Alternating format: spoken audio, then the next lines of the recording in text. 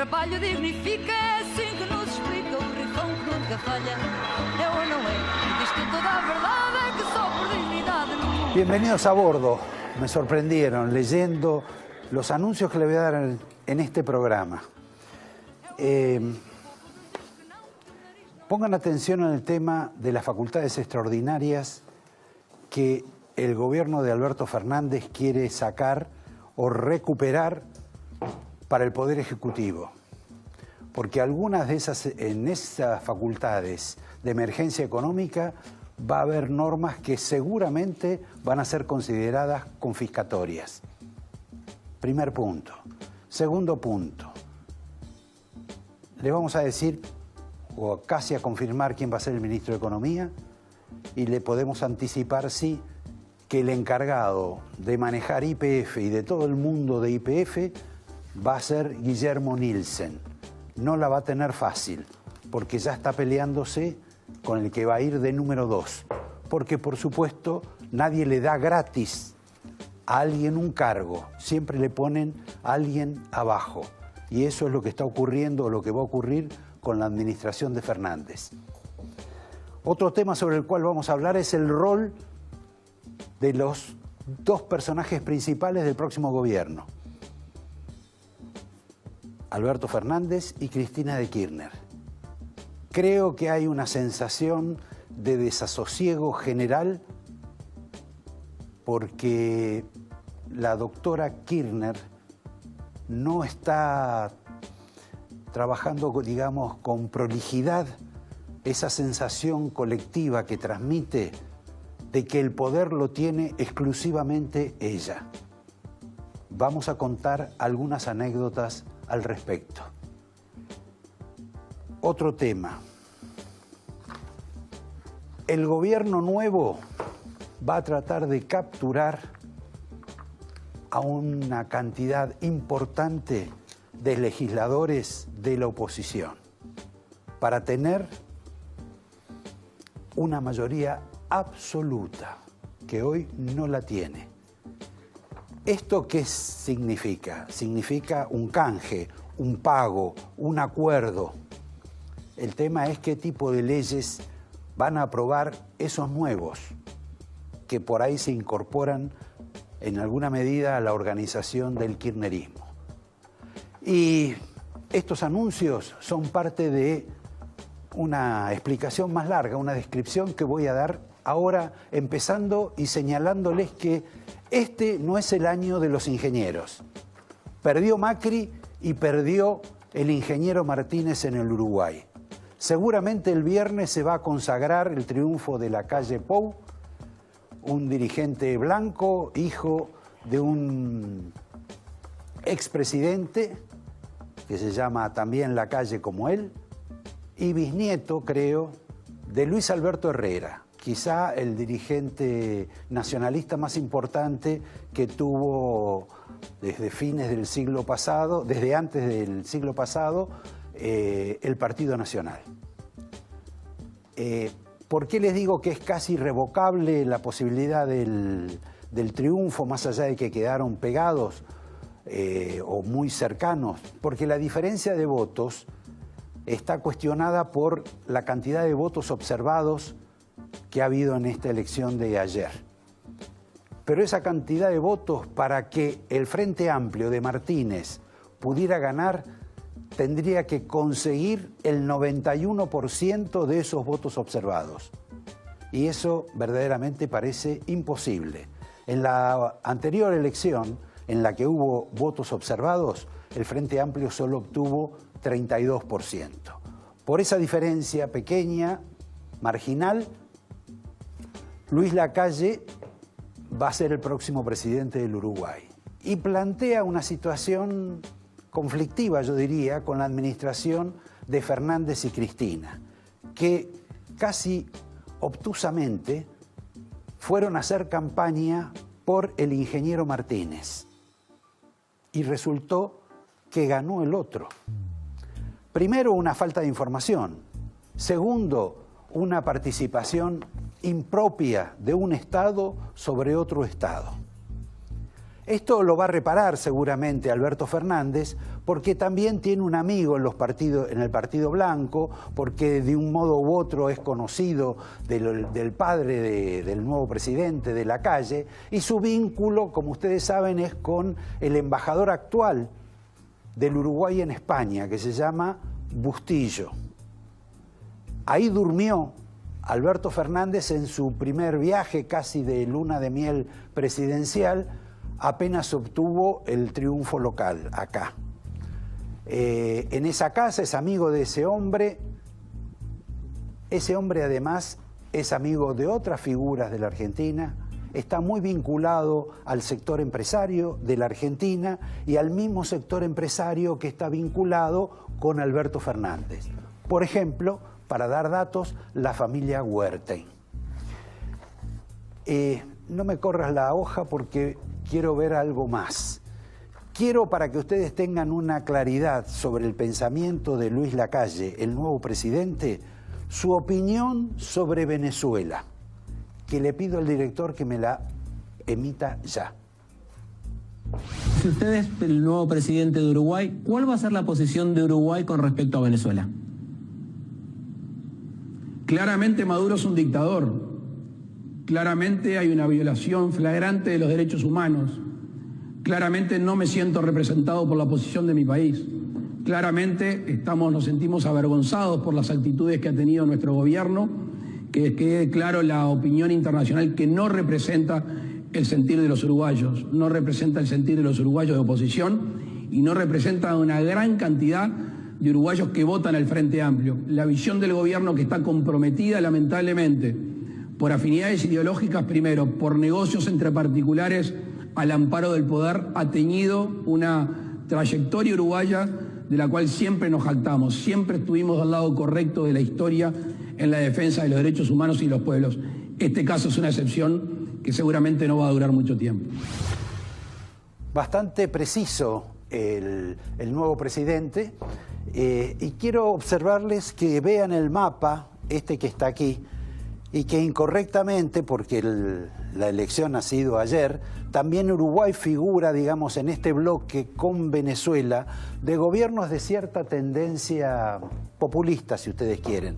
El resto de América Latina, con conflictos, sin duda, es de otra calidad política, ideológica, económica, discutible o no discutible. Pero lo cierto es que la Argentina y Venezuela se han quedado un poquito solos. Veamos más adelante, cuando gobiernen Fernández y Cristina, si ese aislamiento va a continuar, se va a acrecentar o se va a reducir. Fernández parece que ha descubierto de repente, a raíz de los incidentes que hubo en los países vecinos, el significado de la política exterior. Obviamente en el caso del Uruguay procedió mal. Con los otros casos uno puede discutir o no, pero lo que sí se plantea es que la elección del posible o presunto canciller de la Argentina, decidido con mucha anticipación por una suerte de reparto político, sigue en un estado deliberativo. Esto es, la situación de Felipe Solá no es tan firme para ser el canciller. Hoy hay algún tipo de reflexión sobre la conveniencia o no de su mantenimiento como candidato al cargo. Ustedes saben que el próximo 6 de diciembre el gobierno de Alberto Fernández y Cristina de Kirchner van a anunciar el nuevo gabinete. Solá se expuso hoy, temprano, para hacer un comentario que no tiene nada que ver con la política exterior. Simplemente anticipó lo que en alguna medida piensa Cristina de Kirchner con relación al caso Alperovich. Ustedes recuerden que el senador Alperovich, ex gobernador de la provincia, ex hombre fuerte, él y su esposa eran el matrimonio de máxima confianza de Cristina de Kirchner, cayeron en una situación, sobre todo Alperovich, el senador, un poco incómoda. Una mujer que trabaja con él, pariente además de él, lo ha denunciado por acoso. Felipe Solá salió a explicar que bueno, que él entendía que lo mejor que podía hacer Alperovich era pedir una licencia. Como si no hubiera estado de licencia, porque Alperovich está de licencia en Miami, a menos que no haya pedido licencia. Pero claro, los senadores, los diputados, ninguno pide licencia. Se van, disponen, pueden, y si pueden, hacen bien. Desde Miami, sin embargo, el señor Alperovich tuvo que pedir licencia, porque hubo un mensaje adicional que le dijo: pedí licencia, porque lo que plantea Alperovich al principio era iniciar una suerte de presión sobre Cristina y sobre Alberto, porque dijo: yo tengo fueros, como Cristina, y voy a ir a todos los actos, a la Asunción, a la Jura, los voy a acompañar en todos lados, voy a estar del brazo con Cristina y con Alberto. Y eso es lo que Alberto y Cristina hoy no quieren, porque el colectivo femenino que va a acompañar la denuncia contra el señor Alperovich es fuerte. Y además, el pobre Alperovich registra episodios también, no digo semejantes ni parecidos a esto, pero digamos desencuentros con otras damas. Inclusive dicen hasta con su propia esposa, porque él tuvo un episodio que le afectó los genitales. Según explicaron después, fue porque se golpeó yendo en bicicleta. Hay otro tipo de versión al respecto, versión que aprovechaba muy bien el expresidente Néstor Kirchner, que más de una vez le hizo bromas a Alperovich sobre el episodio que le había afectado los genitales. Suspendemos todo esto y vamos a escucharla a la señora Beatriz Rosqués, que es la esposa del senador, que ha sido legisladora preferida de Cristina de Kirchner y que verdaderamente ahora también ella se encuentra en una situación incómoda, porque su marido ha sido denunciado y ella tiene que defender a su marido cuando esto decía en el Senado. Hoy voy a hablar de violencia contra la mujer y de la cual ella es víctima. Ha ganado como diputada, jura sobre los santos evangelios, asume como senadora, sin que se le acepte la renuncia. ¿De qué estamos hablando? Yo esperaba que alguien de la banca de la mujer salga a defender a esta pobre mujer, que la han dejado sola y la han humillado. Y sin embargo sigue. Y ha hecho una excelente elección, quiero felicitar a la senadora, porque a pesar de todo el maltrato que usted ha sufrido y que le encanta, porque la violencia se da de a dos, es como un matrimonio de violentos y de golpeados. La violencia se da de a dos. Es cierto, lo de la violencia se da de a dos. Más, en la violencia también hay placer, en el que ejecuta la violencia y en el que la recibe en ocasiones. Pero ese es otro tipo de disquisición. Vemos que en el oficialismo este episodio de Alperovich, si lo consiguen blindar, no va a ser demasiado escandaloso. ¿O no? Va a ser escandaloso. Voy a referirme a una confesión de Alberto Fernández, a una suerte de disgusto personal, porque ha descubierto que mucha gente a la cual él quiso invitar a participar en su futuro gobierno no lo acompaña. Ustedes se preguntarán, ¿hay gente que desecha la posibilidad de un cargo público, de una nominación de importancia? Sí. Y le han rechazado esa posibilidad a Alberto Fernández y también supongo que a Cristina de Kirchner, aunque Cristina de Kirchner no suele proponer invitaciones para el gobierno, sino que directamente las impone. Lo cierto es que, sea porque no les gusta la cara de la nueva dupla de gobierno, porque no están convencidos de lo que va a ser el plan de gobierno, o porque temen la cuestión judicial.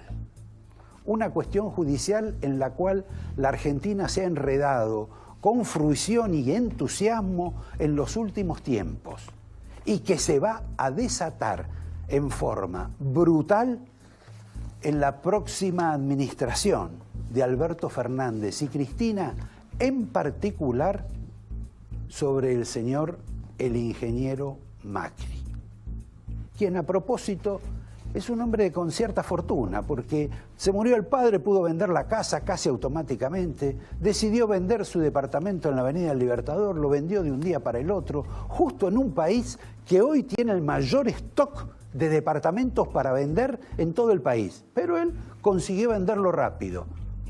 Y ya no sé si ha comprado o ha alquilado, pero tiene casa en la provincia de Buenos Aires.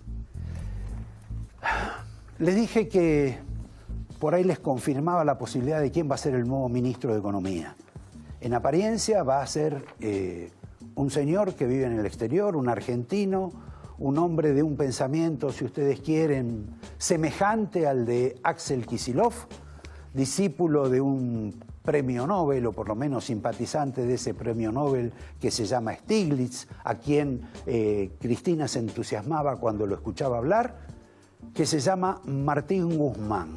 No se conoce el equipo, no se le conoce experiencia en la gestión, pero en apariencia es al que tanto Massa, Alberto y Cristina le han entregado el corazón. Mientras tanto, gente que tiene otro tipo de pensamiento, como es el caso de Guillermo Nielsen, fue desplazado de esa posibilidad de ser ministro, pero le dieron un cargo para nada menor, importantísimo, que es la titularidad de YPF. Él ya está viajando para resolver algunas de las cuestiones que tiene YPF. Juicios extraordinarios y una deuda monumental. También tiene un conflicto, porque quieren ubicarle como segundo a un economista que no es, digamos, del paladar de Nielsen, que tuvo relación justamente con la administración de Cristina, de Kicillof y del señor Galuccio. Período en que YPF incrementó su deuda en más de 6.000 millones de dólares. Pasó de 3.500 a 9.500. Este gobierno, la administración de YPF, pudieron bajarla un poquito, 800 millones de dólares. Pero es una deuda monumental. Y tenía esa administración algo bastante inteligente. Tenían el precio de las naftas más alto que en otras partes, no solo de Latinoamérica, sino en otras partes del mundo. Porque hoy todos nos sorprendemos por el aumento de los precios de las naftas, que por otra parte van a aumentar el próximo fin de semana. Nos escandalizamos por lo que nos cuesta. Y les digo que las naftas hoy en la Argentina cuestan aproximadamente 70% menos de lo que costaba en la administración de Galuccio, Kicillof y Cristina de Kirchner.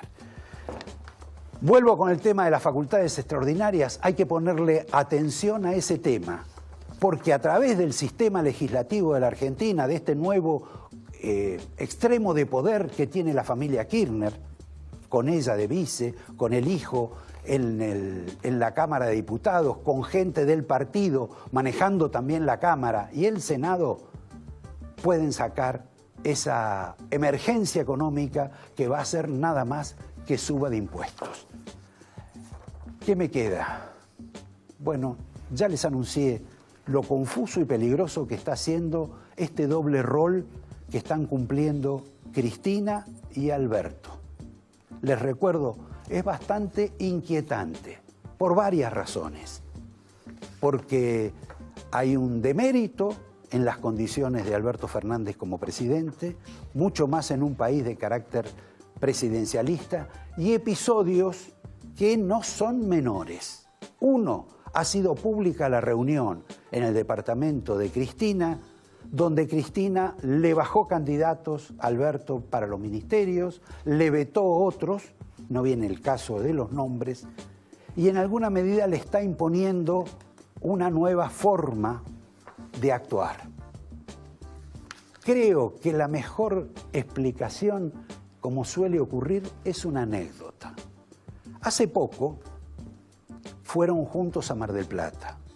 Obviamente, el hotel le había reservado la suite presidencial al señor Fernández, por mérito o ejercicio del, digamos, del encargado de protocolo de Fernández. Pero también iba la doctora Fernández de Kirchner, y ella, o su encargado de ceremonial, dijo que la suite presidencial le correspondía a ella, no a Alberto. ¿Cuál fue la solución después del vibrante escándalo y los gritos? Alberto cedió la suite presidencial. Es un detalle menor, insignificante, pero dejémoslo y cerremos esto con una murga, con un canto de una murga del Uruguay que se llama Doña Bastarda, que es una carta que le escriben al próximo presidente del Uruguay, pero quien bien vale también para el próximo presidente de la Argentina. Por favor, director. Hoy, como simples ciudadanos ya sin capa ni antifaz, queremos dedicarle una carta al próximo presidente. Ya sabemos, no es fácil, señor presidente, su nueva tarea, pero tenga cuidado que cuando se sube la luz se marea. Y para su gestión va a empezar la canción con un simple pedido: no se abuse del cargo y no meta dedo a los de su partido.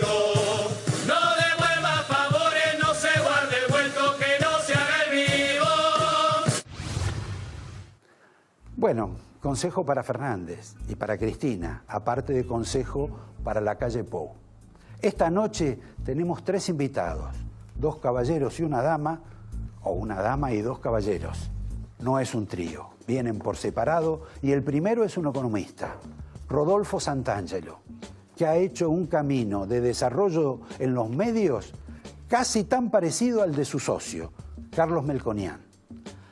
La segunda invitada es la señora Florencia Arieto, que ustedes conocen y saben sus opiniones sobre Moyano, sobre lo que ha sido el fútbol, sobre lo que ha sido la policía bonaerense, y que mi interés por rescatarla hoy en el programa es a raíz de una frase que a mí particularmente me produjo un impacto. Ella, refiriéndose al tema del lawfare, que ahora tiene mucha vigencia, se ha presentado un libro, el kirchnerismo apela a este recurso para decir que son unos perseguidos políticos. Ella dijo, es cierto tal vez que haya lawfare en la Argentina, en Perú, en Brasil. Ahora, ¿por qué no hay lawfare en Uruguay? ¿Por qué nadie descubrió que el señor Mujica robó? Por una sencilla razón, porque Mujica no robó. El tercer invitado, un hombre del radicalismo, Emiliano Jacobiti, quizá la mano derecha de Lustó o el brazo izquierdo de Enrique Nosiglia. Va a ser clave porque es el vicedecano de Economía justamente de la facultad.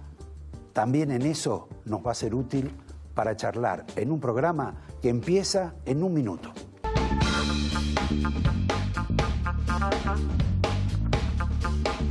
Estamos incendiados acá, sin aire acondicionado, en condiciones pavorosas para trabajar, pero igual acá pone el cuerpo Rodolfo Santangelo.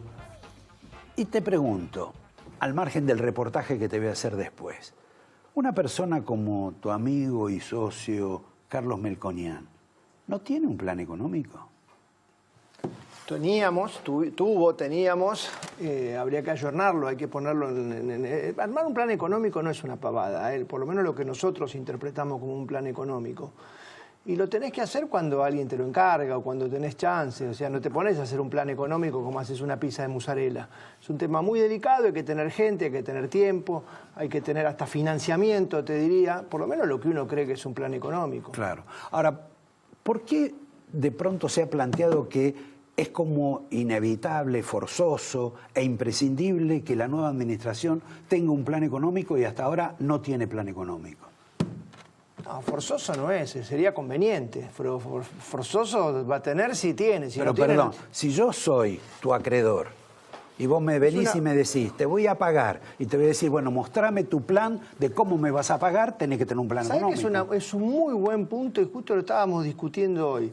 Con el tipo de acreedores que tiene la Argentina hoy, que son bonistas, que a su vez sus dueños son fondos, que son representantes de inversores, que no es la vieja usanza de la década del 80 donde 7 bancos le habían prestado miles de millones de dólares al país. Nos hacíamos la pregunta y no tenemos la respuesta contundente. Cuando Argentina vaya a negociar con los bonistas, sobre todo si se logra tener al Fondo Monetario afuera, después vamos a ver dónde está el Fondo Monetario, ¿van a pedir un programa económico o los bonistas casi tan irresponsables como nosotros van a decir, bueno, mira, dame algo que tenga valor y después vemos? Yo creo que ese riesgo de que el arreglo, el acuerdo, llamarlo como quieras, que venga con la deuda, sea sin que tengamos claro cómo se va a pagar lo que se acuerde, es un riesgo que hoy está presente. Pero y no tengo ninguna garantía que los que están del otro lado, el acreedor, como te haría un banco que le vas a pedir una reestructuración de tus pagos, te pida cuál es el plan económico. Lo vamos a ver. Así que lo podemos tener o no lo podemos tener. Claro. O podemos tener algo parcial, flufli de emergencia de corto plazo, donde los primeros 3-6 meses sea el único horizonte que tengamos. Ahora, La Baña no tuvo plan económico y sin embargo negoció la deuda. La Baña primero recibió una situación donde previamente la realidad había transformado el plan económico, porque vos pensás que hubo por descarte, casi te digo, la devaluación, la aceleración inflacionaria, el default, el corralito. Y entonces a partir de ahí, digamos que no se anunció, pero ya tenías como 4 o 5 bases. Tenías un tipo de cambio que eran 90, 100 pesos de hoy. Tenías superávit fiscal porque el gasto público había sido licuado. Tenías un banco central que hacía su política monetaria. El dólar se frenaba solo, la inflación se bajaba sola. Lo que vos estás sugiriendo y diciendo es cierto. Argentina perdió. Yo te diría, casi el último fue el de la Rúa Machinea, la costumbre de tener a alguien que te marque el camino, el programa económico, que lo anuncie.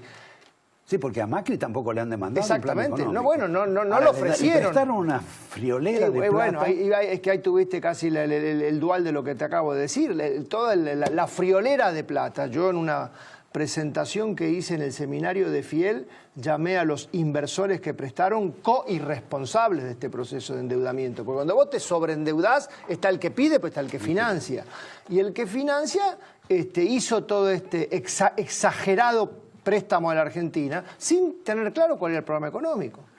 Y al margen del programa, vos has escuchado las versiones, en alguna medida hace rato que se viene diciendo, de que este señor Guzmán, Martín Guzmán, hombre de una universidad, no precisamente ni Harvard ni alguna de esas más reconocidas, puede ser, o casi seguro, es el nuevo ministro de Economía.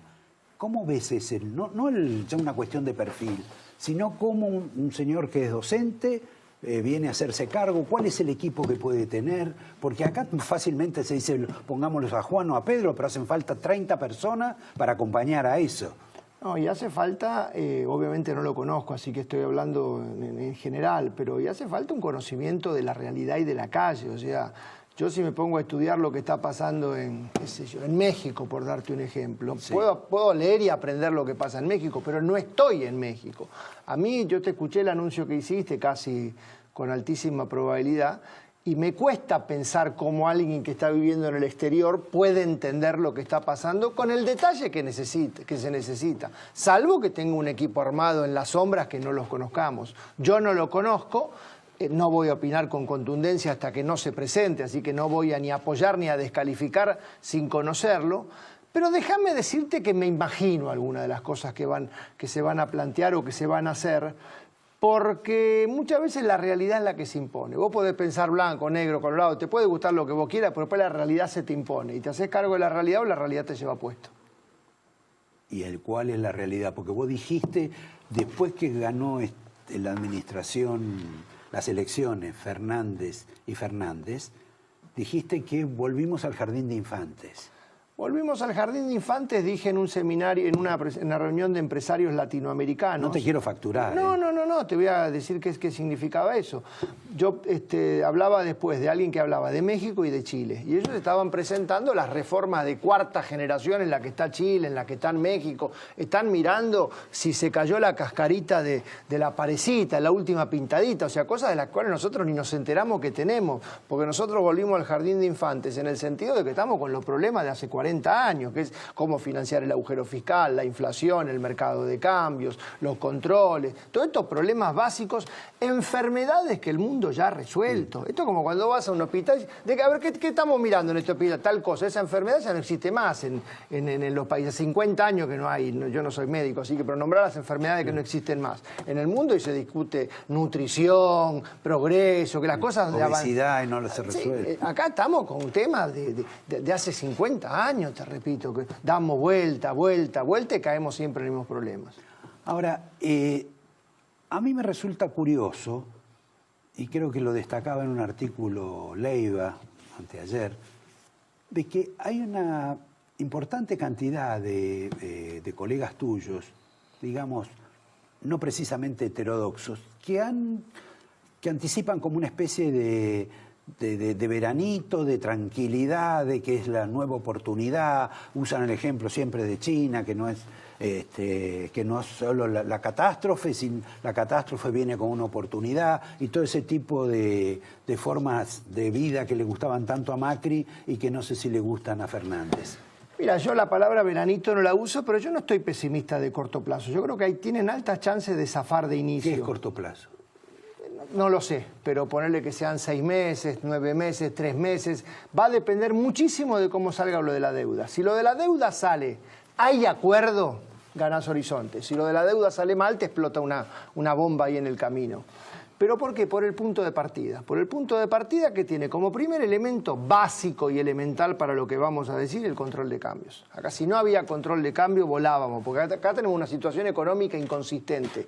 Pero el control de cambio, yo uso este ejemplo, me gusta el ejemplo. Es como jugar al bowling con las barandas levantadas. ¿Vos jugaste alguna vez al bowling con las barandas levantadas? Tirás la pelota para cualquier lado, rebota y algún palo tirás, algún bolo tirás. No te convertiste en un jugador profesional de bowling, pero no la tirás afuera. Es mucho más fácil jugar con las barandas levantadas. Ahora, perdón, eso no es una competencia internacional, ni siquiera local. Exactamente, para ir a divertirte y jugarte. Ahora, si vos querés ir a jugar al Santiago Bernabéu y tenés el equipo de excursionistas, también te va a ir mal, ¿eh? Entonces es muy difícil querer jugar en primera y no tener un equipo de primera.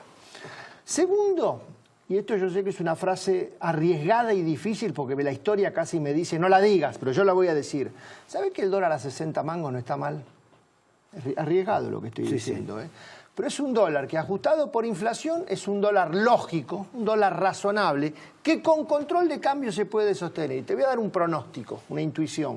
¿Sabés que el dólar oficial, grabá la palabra oficial, porque no estoy hablando del libre, del paralelo, del otro, el oficial, lo veo planchado perdiendo contra la inflación en los próximos 6 meses, 12 meses? Creo que vamos a un dólar que pierde contra la inflación a partir del control de cambios y a partir del superávit comercial. Que bueno, es la... Antes de pasar a eso, en última instancia, este fenómeno también del dólar quieto, es porque hay un montón de gente que tenía los hilos bolsa y que dijeron vamos a liquidar ahora porque cuando vengan los Fernández nos van a aplicar un impuestazo. Sí, pero a ver, la información que yo tengo es que están vendiendo todavía la cosecha vieja. O sea, no es que están vendiendo la futura, no es que están vendiendo lo que está por venir, con lo cual están vendiendo lo que estaba permanentemente en el silo bolsa y ahora lo venden. Lo que ahorraban. Claro, pero el flujo futuro todavía da un superávit, porque Argentina exporta más de lo que importa, superávit comercial. Cuando había fuga de capitales, el superávit comercial no servía para nada, pero ahora que hay cepo, el superávit comercial queda ahí. ¿Queda para qué? Para que el gobierno determine lo que vale el dólar oficial, no el paralelo. El paralelo va a subir y vamos a tener brecha creciente. Ahora, tercera... Sí, discúlpame que te interrumpa, Interrumpime. pero la verdad, es porque nadie importa nada. Por supuesto, por supuesto. Ahora, ¿eso es una condena para la economía del país o de cualquier país? Condena a la economía argentina a un nivel de actividad chato, porque tenemos superávit comercial, no porque nos convertimos en competitivos y eficientes. Argentina está con un problema estructural, que no le encontramos la salida a nadie, que es cómo hacemos para exportar, salvo cuando los precios internacionales suben.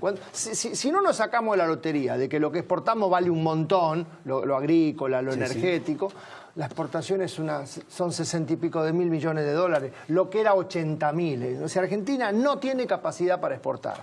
Y como no tiene capacidad para exportar, la importación está condenada a valores mínimos. Yo te voy a dar números, a ver si me salen bien. Cuando estaba Moreno y las de Jai, ¿te acordás? Sí, claro. Se importaban 10.000, 15.000 millones de dólares más que hoy. O sea, hoy la economía, la recesión y el tipo de cambio son una mega grande high que hace más que lo que hacía Moreno. Entonces, por supuesto que es consecuencia de la condena, no de la virtud, pero está. Y tercero, que también es otro resultado de que como no fuimos a las 6 podemos pelear el campeonato, es que no hay un mango en la calle. La cantidad de plata que hay en la economía es mínima. Hay la mitad de la plata de los pesos en circulación, ajustados por inflación en términos reales, de lo que había en el cepo de Cristina Fernández. Que no te estoy diciendo que vamos a volver a tener la cantidad de plata que teníamos en ese entonces. Pero como que estamos casi, yo te diría, no te voy a decir en mínimo, porque siempre podemos estar peor, pero no hay un mango. ¿Sabes lo que significa que no hay un mango? Que en ese veranito, palabra que usaste vos y no yo, en este corto plazo que no sé cuánto tiempo es, se puede producir una de las magias más hermosas de la economía, que son transitorias. Y no tengo los ines y no creas que encontraste el elixir, que es poder emitir y que la tasa de inflación no suba. ¿Sabés qué es eso? Eso es como el paraíso. Cuando vos lográs emitir y que la inflación no suba, te sentís espectacular. Te crees que encontraste la fórmula de la felicidad. Y eso, tengo la sensación, con control de cambio, con superávit comercial y sin un mango en la calle, que por un tiempo va a ser posible. Si vos me preguntás ¿de qué estoy más preocupado? Estoy más preocupado de repente de más adelante, no sé de cuándo, de acá a un año que del inicio. Yo con el inicio zafan. Y ahí es clave, que si en el inicio zafen, no se agranden. No se agranden. No te creas que esto es una solución definitiva. Como solución parche de emergencia, creo que zafan, pero no tengo los índices. Eso porque bajaste 2 pisos más. Porque la realidad se encargó de llevarse con el tsunami de la devaluación y la inflación. Estás en otra liga ahora. O sea que, por ejemplo, Alberto Fernández dice que puedo acordar sin hacer ajuste y todo el mundo le va a parecer bien. Lo que le pasa es que le vamos a pedir que no haga desajuste. Mira, ¿vas a subir los impuestos? Sí, bueno, quiero verte los números, que después de haber subido los impuestos no estés peor, ¿eh? Porque mirá que hay una historia argentina de subo los impuestos y estoy peor, porque me los patiné todos. Entonces, si vas a subir los impuestos, pero mostrame que algo mejorás. No va a haber ajuste, pero no hagas desajuste, ¿eh? Bueno, casi optimista. Realista. Quisiera que me juzgues por dentro de 6 meses. Lo que dijiste pasó o no pasó. ¿Tenés un reloj de regalo? Muy bueno. Muchas gracias. ¿Tenés un vino también de la casa? Ya tengo los amigos que me lo están pidiendo para el asado del fin de semana. Sí, sabían que venía para acá y dijeron... amigos se van a arreglar con una sola botella? No, ya te imaginás que tengo que ir a comprar... Conozco a tus amigos. No, tenemos, ya deben estar ahí. Yo te traje nuestro informe, que está el de hoy, que ni siquiera nuestros clientes lo leyeron. Y ¿sabés? Tuvimos una audacia. Escribimos por intuición, no por información, lo que creemos que va a ser el ministro de Economía, que todavía no sabíamos quién va a ser. Bueno, yo tampoco estoy convencido del todo que va a ser, porque la verdad que parece poco serio, pero independientemente de la sabiduría del señor y del éxito o no que pueda tener este señor Martín Guzmán, esperemos a ver qué ocurre. Gracias a vos, para ustedes, y los invito a que nos sentemos acá en un minuto nomás con Florencia Arieto, que nos va a explicar un poco esto del lawfare. ¿Por qué no hay lawfare para aquellas personas que no roban en la política? ¿Y por qué sí para los que presuntamente todos creen que robaron? En un minuto nomás, Florencia Arieto. Gracias. Les había dicho y prometido que con Florencia Arieto la razón de la convocatoria estaba En esta expresión que vos dijiste sobre esta nueva moda del lawfare, la guerra judicial, el hecho de que los dirigentes políticos son perseguidos porque ya no están en el poder y además ayudan a eso, supongo, medios hegemónicos, diarios, revistas y gente con plata. Esa es la excusa de Lula, de alguna gente que está con Lula, de gente que ha estado en Perú, que ya creo que es el cuarto presidente que está expulsado por corrupto, y también ahora en la Argentina con el tema de Cristina e infinidad de otros casos de gente que también está detenida. Vos dijiste algo que, sin invalidar el tema del lawfare, la pregunta que vos te hacías es ¿por qué no hay lawfare en el Uruguay? Porque en el Uruguay ha habido cosas raras, con el hijo de Sendik, por ejemplo, que la verdad ensució el nombre de su padre, en ese aspecto bastante miserable. Pero, por ejemplo, nunca se planteó el tema del lawfare con Mujica, porque Mujica, digamos, no robó. Acá hay algunas sospechas sobre gente que en alguna medida se hizo millonaria del día a la noche, o de la noche al día. ¿Hasta ahí está claro? Perfecto. Me lo puntualizás mejor. Bueno, el concepto que ahora está tan de moda es la idea de que hay como una conspiración entre medios hegemónicos, poder judicial y empresarios dispuestos a pagar. Convengamos que ha habido episodios que avalan esa posibilidad. Digamos, el caso de Alessio, por ejemplo. El caso de Alessio, yo todavía no conozco el expediente, pero tengo mis dudas de topo de quién es D'Alessio. Porque D'Alessio, digamos, tenía un automóvil en la época del kirchnerismo que no se sabía por quién estaba financiado, corría en turismo. La verdad que, si bien no conozco, insisto, el expediente profundamente, ni tuve acceso porque no soy parte, pero por lo que vemos en la televisión, que la persona que comenzó el caso era socio de D'Alessio en el mismo lugar, de repente bueno, terminó siendo... banda Todavía no sé de quién es topo. La verdad que todo está encaminado...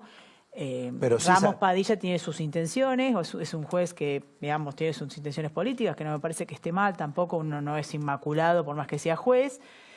Hasta ahora no ha cometido ningún prevaricato, ninguna sospecha de parcialidad, seguramente pero profundizará. se dañó a algunas personas, digamos. Sí, claro, lo que pasa es que también hubo, digamos, demasiada exposición respecto de una parte, ¿no? La idea de que todavía no está probado, de que realmente Stornelli haya extorsionado por dinero o que D'Alessio sea, eso no está probado. No, y seguramente por ahí lo que pase con Stornelli, que se tentó con la información que le suministraba D'Alessio, sospecho, no sé. Por eso digo, pero eso afectó a varios. Lo que estamos hablando acá es que en realidad D'Alessio todavía no se sabe para quién trabajaba específicamente, porque en realidad la AFI, por más que tenga una gestión nueva, digamos, los elementos de la AFI tienen muchos años y mucho oficio. No es casual que ahí esté pidiéndose parte de querellante Estiuso, digamos, ahí hay un tema que hay que trabajar con mucho cuidado, y más cuando se trata de inteligencia criminal, de inteligencia estratégica. Pero volvamos... Por eso digo, pero sí me parece que digamos que es una excusa de cierta impunidad la idea del lawfare. Exacto. Digamos, todos los dirigentes y las personas, los hombres y mujeres que han tenido alguna relevancia, más que nada sosteniendo alguna posición latinoamericanista, de patria grande, de recoger las banderas históricas de la idea de unidad y todo lo que lo hizo tanto Néstor Kirchner en su momento, como continuó Cristina, Lula, Chávez Frías, Rafael Correa, Pepe Mujica, todo es la creación de la UNASUR, la idea de no al ALCA, toda esa arenga progresista. Que no me parece mal, porque en todo caso hay democracias en todos los países y se gana y se pierden elecciones, pero lo que denota luego es que la mayoría de los presidentes, al terminar sus mandatos, terminaron siendo imputados por delitos vinculados a la corrupción. Entonces, la mayoría, digo, porque no son todos. Si realmente esto fuera un lawfare, yo creo que Pepe Mujica tendría que estar involucrado en la situación, Si es fuera una persecución persona ideológica. Claro, el lawfare, la idea de la persecución en conspiración entre los medios y el Poder Judicial sin pruebas, es la idea de agarrar un blanco y convertirlo en un procesado penal, en un perseguido penal. Esa es la idea del perseguido político, o sea, la idea de inventar delitos para imputar a un líder popular. Esa es más o menos la excusa que utilizan quienes están involucrados. El Pepe Mujica es una revolución en Uruguay. Uruguay es un paisito, como dice él, bastante desigual hasta que él llegó. Él equiparó todas las variables. Evo Morales mismo, ahora estamos en una situación, observando una situación de convulsión, de destitución, de todo lo que significa la situación de Bolivia, pero no está imputado por chorro, no por lawfare. O sea, lo que digo es, las personas como Rafael Correa, como Cristina Kirchner, como Lula, en lugar de presentar pruebas, creo que el que más presentó pruebas y se defendió fue Lula. Y me parece bien que esté libre, mientras que, digamos, su libertad no significa su inocencia, tendrá que probarlo en un juicio, pero digo, ninguno presentó una prueba. Es lo que yo digo, siempre digo, mira, si a mí me imputan un delito, yo voy y digo, mire, usted me está diciendo que yo manejé los fondos de la obra pública de esta manera, bueno, mira, acá tiene, este es el contrato, esto es lo que hice, este es el fondo, este es el origen del dinero que yo tenía, esta es la empresa que nosotros licitamos porque al menor precio. Lo mismo que Lázaro Báez. Nadie está diciendo que sea condenado sin juicio. Es, en vez de sentarse ahí y decir que es un perseguido político, que se siente y diga, mire, yo me gané el contrato para para hacer la ruta de Santa Cruz que iba a Caleta, Olivia, porque yo propuse el precio menor, esta fue la licitación, acá estuvieron todas las personas, la mitad de la Cámara de la Construcción participó. No me hablé de la Cámara de Construcción, porque verdaderamente ya aparece la Iglesia Universal. La Iglesia Universal. Y es el gran antro de delincuencia de la Argentina. Claro, pero lo que quiero decir es presentar la defensa, decir, mire, usted me está imputando un delito que no es correcto y yo acá me pongo a disposición y le muestro toda la documentación que respalda que usted me está persiguiendo políticamente, porque ahí sí que tendría sustento, y no judicialmente porque cometió un delito. Entonces, lo que digo es, se cae, obviamente ahora van a ser la gran cuestión del lawfare, porque bueno, se perdió perdió la elección un centro republicano y lo volvió a ganar el liderazgo ese que se cree perseguido porque lucha contra el imperio. Pero ahora el que va a poder apelar al lawfare es Mauricio Macri, porque tiene más de 140 causas.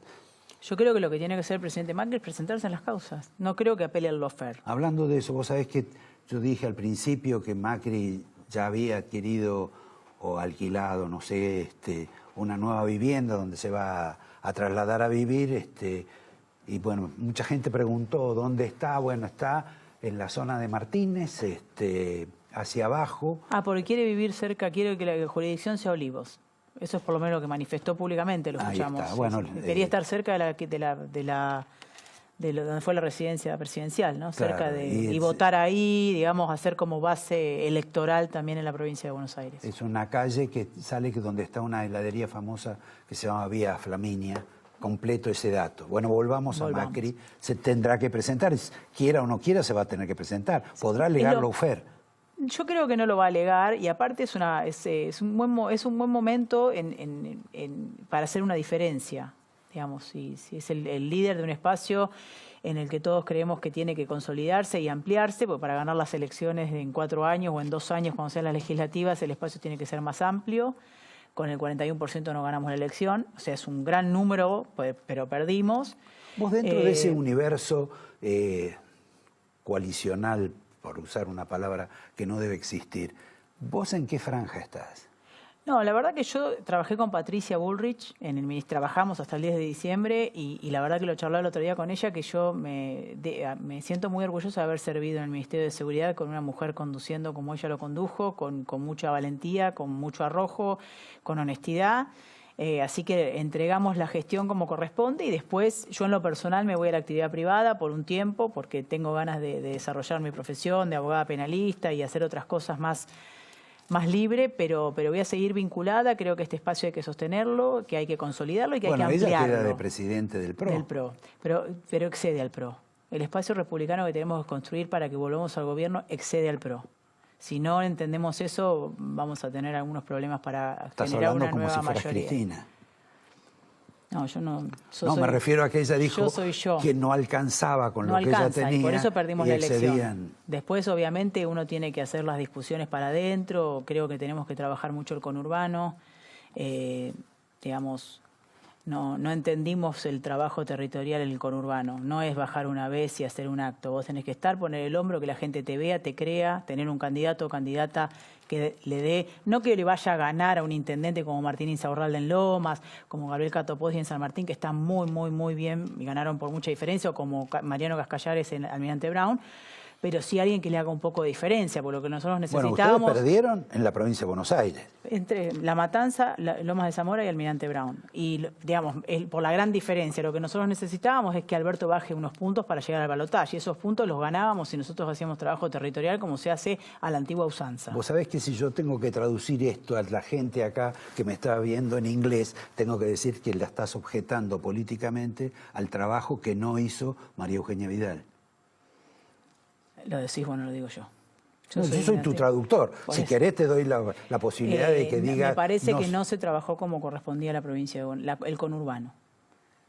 Tenés tanques enfrente, gente que tiene mucho oficio, gente que está todo el día en la puerta de la municipalidad atendiendo gente, y bueno, necesitas candidatos o candidatas que estén ahí mostrando que pueden por lo menos equilibrar la balanza. Si no, te va a perder por 60 puntos. Es no conocer el conurbano.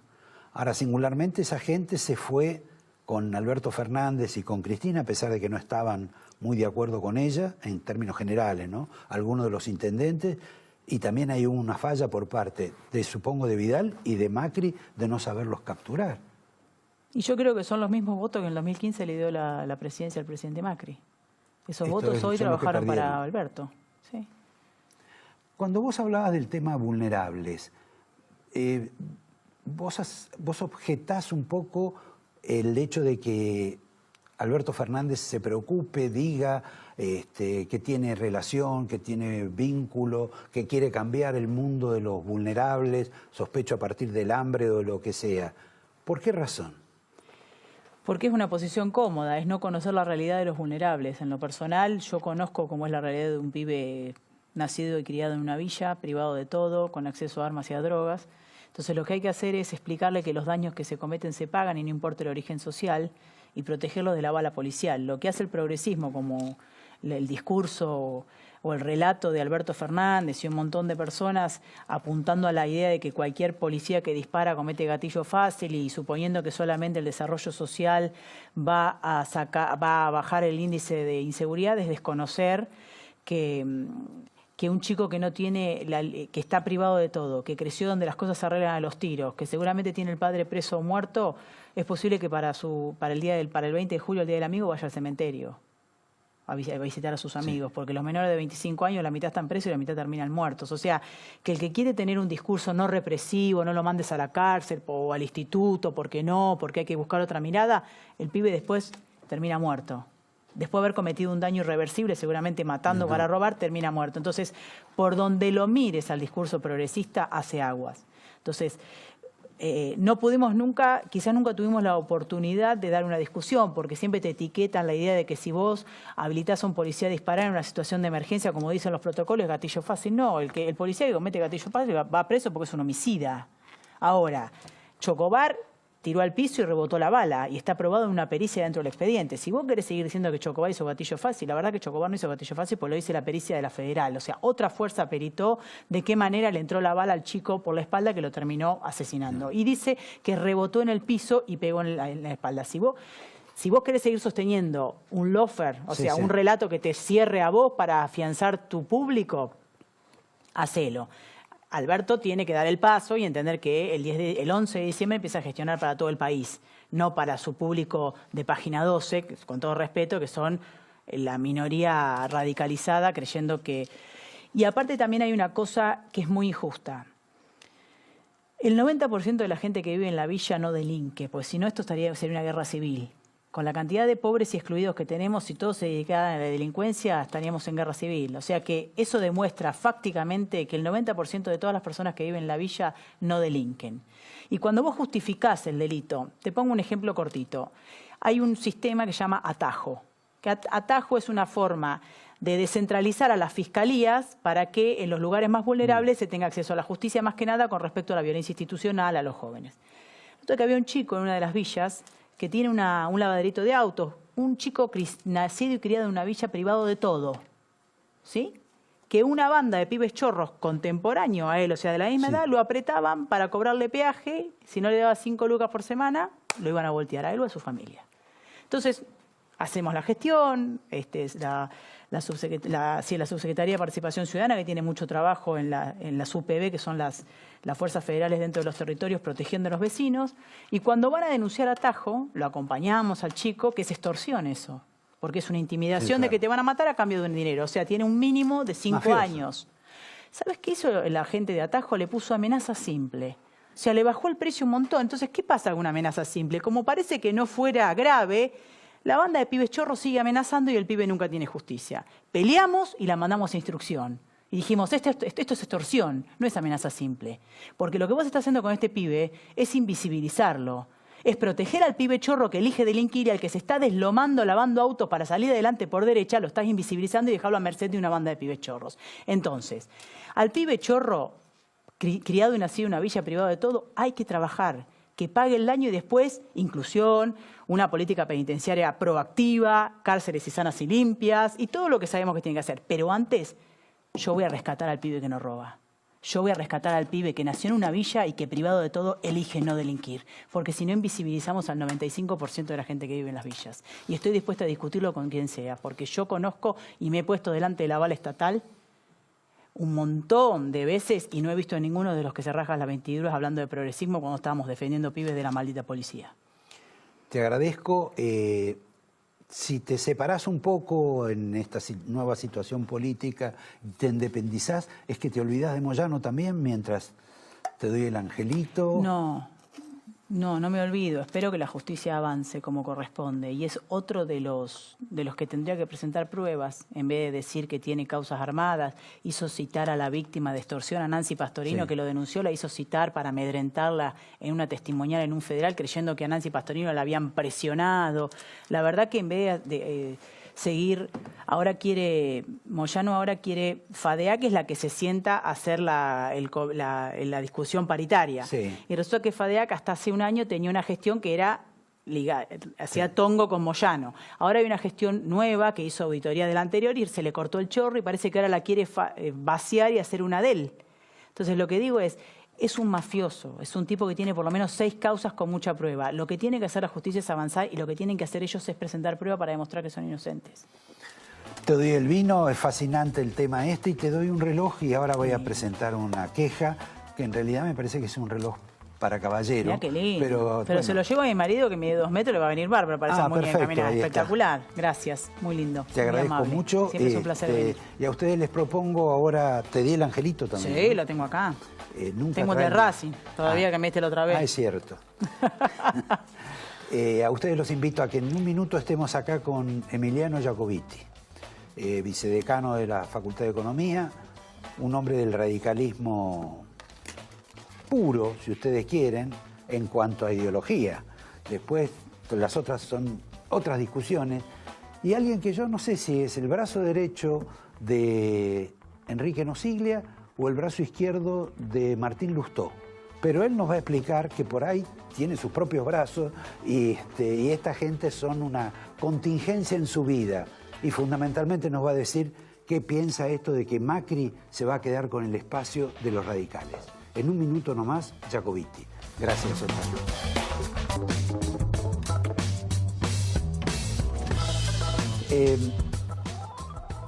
Con Emiliano, Emiliano Jacobiti, digamos, es popular, conocido, objetado, vitoreado por actividad universitaria. Sí, política universitaria. Vengo de la universidad, sí. Bueno, estás también en la universidad. Sí, estoy ahora con un cargo docente en la universidad. Ahora, vos políticamente tenés referencias en Lustó, en el radicalismo, en Nosiglia, etcétera. ¿Qué le pasa a Jacobiti cuando viene el señor Macri y dice yo voy a ser el líder de ustedes? Nada, en particular, creo que eso es no haber entendido el mensaje de la sociedad cuando votó. Yo creo que lo que votó la sociedad con el 40% fue el mandato de que quería que exista una fuerza alternativa fuerte en la Argentina. No votó a alguien en particular. ¿No? Me parece que lo que se discutía en la primera vuelta, después de la PASO, tan contundente a favor de de Alberto Fernández era si en la Argentina iba a haber otra vez una atomización de la oposición o iba a existir todavía una fuerza política que tenga la capacidad de garantizar la alternancia. Y eso también implica garantizar el control sobre quién gobierna. Bueno, ahora nosotros tenemos la responsabilidad... ¿Vos le sacás el nombre y apellido, digamos? Sí, porque creo que no lo tiene, porque... Eso también valdría para Alberto Fernández. Por supuesto. Me parece que tampoco lo tiene. Nosotros, en la Argentina, lo que se votaron fueron frentes políticos. Y frentes políticos que tienen... que ninguno tiene la concentración política en ninguno de los dos casos. En el caso de la oposición, porque la componen muchos partidos. En el caso de lo que es ahora el oficialismo, es un frente político que unió vertientes que estaban separadas, ¿no? El Frente para la Victoria, el Frente Renovador. Pero en ese plano, digamos, la personalidad o el poder de Cristina de Kirchner, digamos, no está demasiado cuestionado. Ella tiene la mayor parte de la torta. Bueno, es que ella representa un colectivo político muy grande dentro del Frente para la Victoria. Y no es lo mismo con Macri. Es lo mismo con Macri. Macri perdió una elección, la gente no lo revalidó para que otra vez vuelva a tener el mismo lugar para el que se presentó. Cristina se presentó como candidata a vicepresidenta y la gente la validó para ese lugar. Macri no se presentó a elecciones como líder de la oposición. Igual creo que Macri está en su derecho de disputarlo eso. Lo que Juntos por el Cambio tiene que definir son reglas para cómo saldar diferencias. Me parece que si lo hubiésemos hecho en su momento, posiblemente la historia hoy hubiese sido otra. Ahora me explicás eso, pero también uno tiene la impresión de que la elección esta de Macri, de seguir, de pelear, de pujar, que nunca se le percibió antes, nunca se advirtió que tuviera tanta voluntad, digamos, de hegemonía política, que aparece ahora, es como también que aparece ahora porque tiene como una especie de cerco judicial. Mira, yo creo que en la Argentina todos los que quisieron aplicar esa hegemonía política se equivocaron. Le pasó al kirchnerismo, cuando creyó que con el vamos por todo tenía la solución, empezó a derrapar. Le pasó también a Cambiemos en el 2017, cuando creyó que no tenía que ampliarse y que discutían los gobiernos que venían después y después y después. También empezó a cerrarse y a tomar decisiones equivocadas. Para mí nadie que entienda que tiene el poder por sí solo en la Argentina va a poder llevar adelante las transformaciones que tiene que llevar la Argentina porque son gigantescas. Por eso nosotros en el 2017 incluso decíamos no es momento para apoyarnos en la grieta porque la grieta nos va a dividir y nosotros lo que necesitamos es unir a los argentinos porque nosotros necesitamos una fuerza política muy grande que esté dispuesta a dialogar con el resto, con todos los que estén dispuestos a dialogar, aislar a los que quieran seguir en una posición obstruccionista en ese momento para discutir los problemas que tenía la Argentina. Ahora, esa experiencia, yo leía unas declaraciones de Storani diciendo que el radicalismo casi no participó de la coalición que gobernó con Macri. Parece medio irreverente. Yo creo que el radicalismo tendría que haber participado más y tendría que haber entendido que la forma de participar era desde las cámaras. El radicalismo tenía un poder muy importante, que era la cantidad, y tiene, que es la cantidad de diputados y senadores que tiene en las cámaras. Ahora están mejor desde posicionados. Ahí es de donde teníamos que hablar. Desde ahí es donde el radicalismo tiene que hablar y el radicalismo tiene que entender cómo funcionar en un frente político. Para eso, lo que tenemos que reclamar son reglas. Nosotros ahora en la oposición vamos a tener que entender que las cosas hay que manejarlas de otra manera, porque incluso esto no es una empresa, esto no es un grupo económico. Las decisiones, la diferencia de cuando son en lo privado y en lo público, es que en lo público las tenés que consensuar. ¿Por qué? Porque necesitas a todos de acuerdo para llevarlas adelante. Bueno, eso es lo que va a mantener unidos a Juntos por el Cambio. Creo que el mandato de ese 40% es manténganse unidos porque nosotros necesitamos que ustedes estén ahí para que el que gobierna no se vuelva a tentar con el vamos por todo y para que, si eso es así, haya una fuerza política que pueda ofrecerle a la sociedad la alternancia. Ahora, en ese plano, Macri para vos no interpreta ese liderazgo. ¿Quién lo interpreta? No, yo no digo que Macri no lo interprete él en persona. Y no quiero personificarlo porque me parece que está en todo su derecho de pelear, por ese liderazgo. Lo que yo digo es, no es el momento hoy de discutir un liderazgo. Es el momento hoy de discutir cómo hacer para institucionalizar este frente político que tiene una nueva realidad, que ahora es oposición, y que cuando sos oposición es más difícil mantenerte junto, porque primero, porque no hay una fuerza mayoritaria que te ordene, y segundo, porque posiblemente tengas una fuerza enfrente que intente dividirte. ¿Dividirte o captar? Bueno, para captarte tiene que dividirte. Solamente el diálogo político entre las fuerzas que integramos Juntos por el Cambio va a hacer que eso no pase. Y no solo las que integramos Juntos por el Cambio, yo creo que desde Juntos por el Cambio tenemos que intentar sumar a otras fuerzas políticas, como por ejemplo el socialismo. A veces doy el ejemplo de Pablo Hapkin de Santa Fe, que me parece que es una de las personas que hay que incorporar. También es el caso de Roy Cortina en la Capital Federal. Ahora, sin embargo, la incorporación más notable que tuvo Juntos por el Cambio, más significativa, inclusive hasta que le dio una coloratura, fue la de Pichetto, que no tiene mucho que ver con ese socialismo, me parece. Sí, yo creo que una de las más significativas fue el armado político de la Capital Federal, donde hiciste la mejor elección de la historia. Bueno, ¿por qué? Yo, porque incorporaste a Martín Lustó. Disponiendo de la municipalidad, también hago la mejor elección de la historia. Sí, disponiendo de la nación no lo pudiste hacer.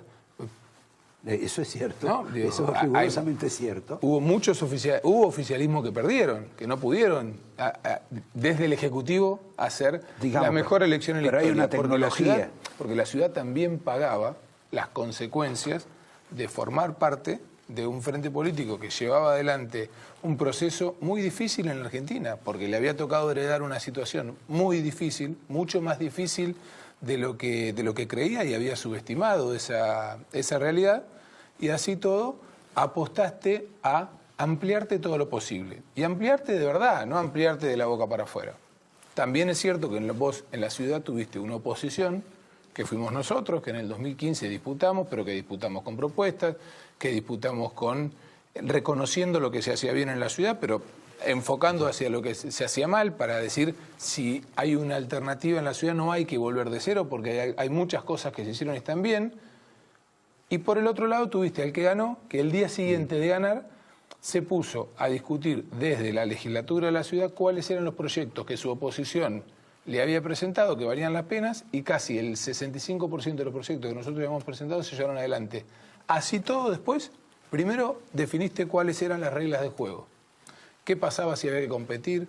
¿Cuáles eran los pisos para competir? ¿Cuáles eran las condiciones de quienes se podían presentar? Recién después de eso, armaste tu frente político. En este caso te pusiste de acuerdo, pero pudiste tener una amplitud, como lo digo siempre porque estoy orgulloso, incluso más grande que el frente a nivel nacional. Bueno, eso la sociedad lo reconoció, por supuesto apoyado en una muy buena gestión. Pero seguramente si en este momento tan difícil hacía falta las dos cosas. Una buena gestión económica y de la ciudad, y también una buena gestión política. Y creo que eso fue lo que mostró la ciudad de Buenos Aires. Ahora, en ese plano yo te presenté mal, porque vos me estás hablando muy bien de Horacio Rodríguez Larreta, y yo creía que de un modo u otro te estabas empujando o acompañando a Lustó, lo que no quiere decir que se invalide uno con otro. No, bueno, pero a ver, yo reconozco lo que la gente hace bien, o me parece que es una virtud reconocer lo que el otro hace bien. Cuando uno reclama algo, si el otro lo concede o se pone de acuerdo, me parece que hay que reconocerlo. Por supuesto. Así como creo que estuvo mal en el 2017 no apostar a ampliarse, y lo dijimos, en el 2019 logramos hacerlo en la Ciudad de Buenos Aires y me parece que valió la pena. En ese aspecto, para poner un nombre y apellido, vos cuestionás la forma no solo de Mauricio, sino de Marcos Peña, que manejó, digamos, un sistema más cerrado que el de ampliación. Digo, para que la gente un poco entienda mejor los términos y las palabras. ¿Estamos de acuerdo en eso? Sí, no solo fueron ellos, fueron los que llevaron todo el proceso político adelante. También para hacerlo tuvieron que tener complicidad por parte de un sector del radicalismo que prefería estar en la comodidad de estar cerca de la Casa Rosada a disputar ponemos los nombres y apellidos porque de los existan radicales, reglas. ¿o no? A mí no me gusta hablar Está con claro. nombre y apellido. Yo lo que digo es, nosotros en el 2015 ganamos la elección porque fuimos a paso, porque esa herramienta política nos permitió acomodar las diferencias y saldarlas y que la última palabra la tenga la gente. En el 2017 el espacio político se tentó en decir, no, bueno, acá hay una mesa que no solo integró el PRO, hay que decir las cosas como son, también la integraron algunos sectores de los otros partidos de la coalición que decían, nosotros somos los que definimos los candidatos, en tal distrito gana vos, tal distrito gano yo, entonces nos olvidamos de la gente que para opinar. Bueno, ese proyecto fracasó. Después me parece que la convención que tuvimos nosotros en Parque Norte, la impronta que le puso Alfredo Cornejo desde la presidencia del partido, que marcó diferencias en cuanto a los ajustes de tarifas, marcó diferencias en cuanto a que había que ampliarse sí o sí, que había que tener una fuerza política más grande para poder hacer frente a los problemas que tenía la Argentina. Me parece que logramos una mejor estrategia política. Así todo no bastó, a nosotros nos hubiese gustado, y lo planteamos, que haya paso para elegir la candidatura a presidente. ¿Por qué? Porque nos parecía que eso de que al presidente no se le puede hacer una paso no está bien. Hay un montón de ejemplos en el mundo y en el continente donde a muchos presidentes que están en el ejercicio se les hace una paso, y si tu liderazgo está avalado por la gente, eso en todo caso te moviliza, entonces, en todo caso te suma a otros que piensan distinto. Bueno, en este caso me parece que esas son las cosas que tenemos que saldar de acá para adelante para que Juntos por el Cambio termine siendo lo que la Argentina necesita, una fuerza política que colabore con el que gobierna, pero que también controle. ¿Por qué? Porque los desafíos son gigantescos y yo soy de los que creen que no alcanza con un Consejo Económico y Social, porque muchas veces las corporaciones... Alcanza por lo menos para esta noche, porque Bueno. si no nos echan. ¿Te hiciste merecedor a un reloj? ¿Te hiciste un merecedor? Muchísimas al bono gracias. de la casa? Ya es un premio. Te doy el angelito además. Y mientras te despido, vos vas a ir al Banco Ciudad ahora como director. No, yo soy diputado. Voy a asumir mi banca como diputado, entré de diputado. Se me frustró la pregunta sobre el nuevo titular del Banco Ciudad, que es el señor Laje, que era el enlace con Carrió. Quería saber cómo estaba el mundo de la tibetización. Guillermo es uno de los que trabaja con nosotros en el equipo de Martín. Puede ser eso una posibilidad, como no, seguramente le sobra capacidad y currículum para hacerla, pero va a haber que convencerlo para que agarre. Así que lo veo todavía muy verde. Bueno, te agradezco, Emiliano, a ustedes también. Me pasé de tiempo.